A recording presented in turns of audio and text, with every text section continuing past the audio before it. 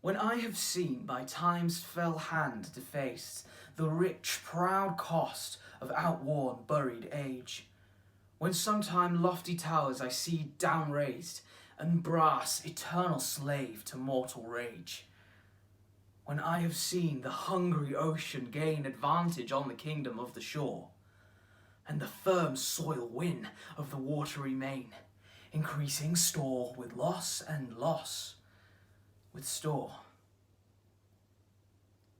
when I have seen such interchange of state, or state itself confounded to decay, ruin hath taught me thus to ruminate, that time will come and take my love away.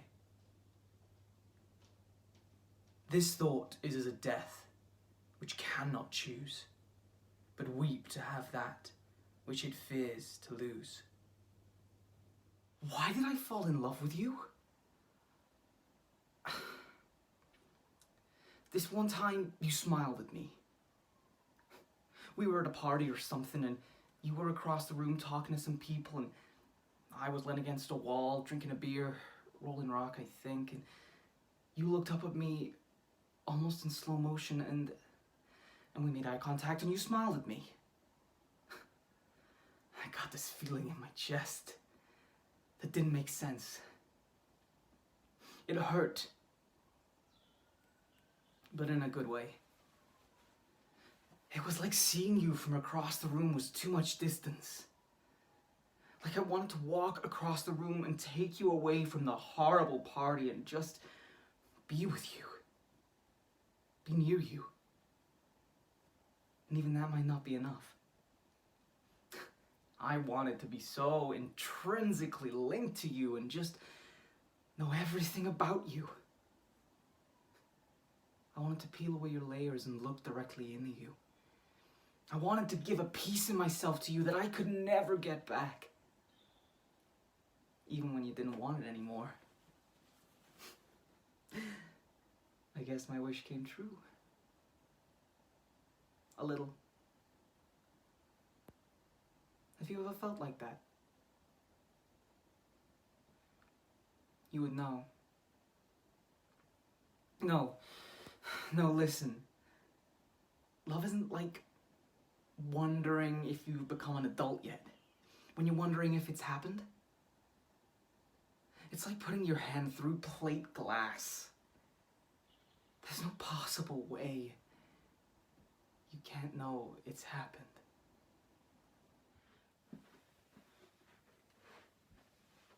If you sold that speaker, you could get 50 quid. Because you see, the thing is, I've only been here 3 weeks. I can just pack my stuff and go. Because we've got a landlord who's a gangster, and if you can't pay your rent on time, he'll break your neck. And that's fine with me, I'll just go get a room at Vicky's. But why can't you ask your mother? 400 quid, one-off payment, just one. I know you reckon she says she never wants to see you again, but... well, you could try. And is any of that even true? You do exaggerate. Because you see, I just keep thinking about my mate Sana. She got kicked out of home exactly the same as you. Dad went on her laptop. Oh my God, my daughter's a pervert. Indian family. Only child. God, it were massive. Anyway, she packs up all the stuff and she carries it out to the car and she says, I'm not staying here, and her mum's shouting and her dad's shouting and they're all like, shame, disgrace, you know, bullshit like that. And she gets in the car and she says, you'll never see me again. And they say, good riddance, and she says, right, okay. And then the car won't start. I mean, it really won't start. So she sat there and she says it again, goodbye. For good. It still won't start. I mean, it really won't start. So eventually she has to get out of the car. They have to telephone the AA. It turns out she's on a dad's membership. So he has to go back in the house and get the number. And they're still shouting, we're disown you. And she's still saying, I don't fucking care. And then they have to wait in the street for 45 minutes. Just stood there for 45 minutes.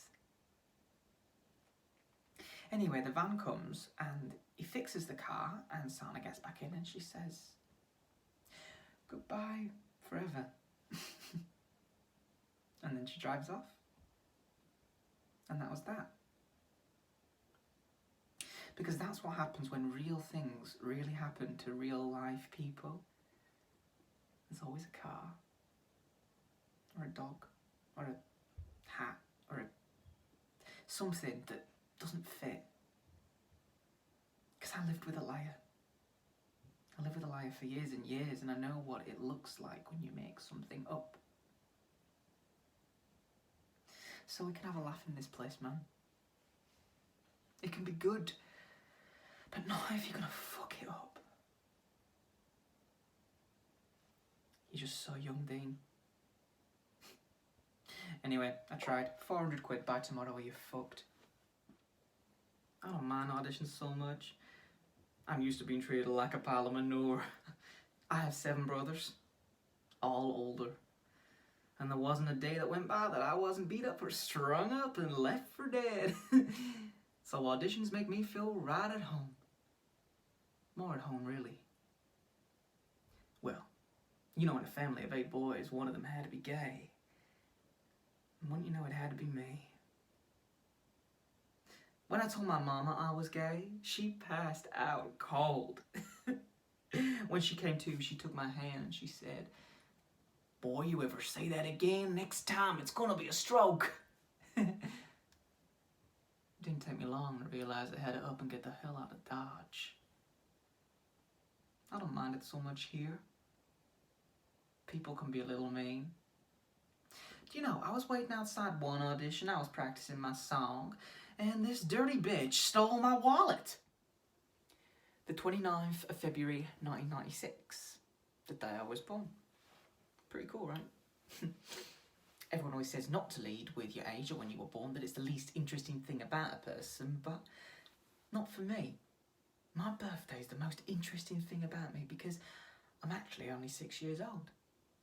I mean, I'm not 25, but I've only had 6 real birthdays because I usually have to celebrate on a day that isn't mine, usually the 28th of Feb. I always feel like an imposter on those days because it's not my birthday. I feel like I'm stealing someone else's day. So I'm never really too celebratory. I just sort of go through the motions, and then when I get to bed, I breathe a sigh of relief.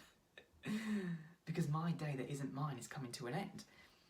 And I'll sit and I'll watch the clock until it turns exactly midnight. And then it's then, that 1 second, that I feel pure joy. As my birthday, my real birthday, comes in and says, "Hello." And then the 1st of March happens and I cry myself to sleep. And that's my birthday, 3 out of every 4 years, but it's all worth it because every 4 years I get the best birthday ever. I have better presents, better food, we'll usually go on holiday or something because it's a big deal, you know. By we, I mean me and my family when I was younger. Now the we is just me, but I'll still have a good time. I'll go see a show in the West End or something. But the best part of my day is watching the sunset. It's like the sun is having a celebration just for me. It's redder than usual. Like the sky's on fire for me. It's like my parents having a party up in the sky, giving me the best present like they always used to. I'll tell you what I'm thinking. I'm thinking the sky looks like a volcano's gone off. Kind of reminds me how insignificant we are. That thousands of us can just be gone like that. And do you know what? The sky doesn't even care.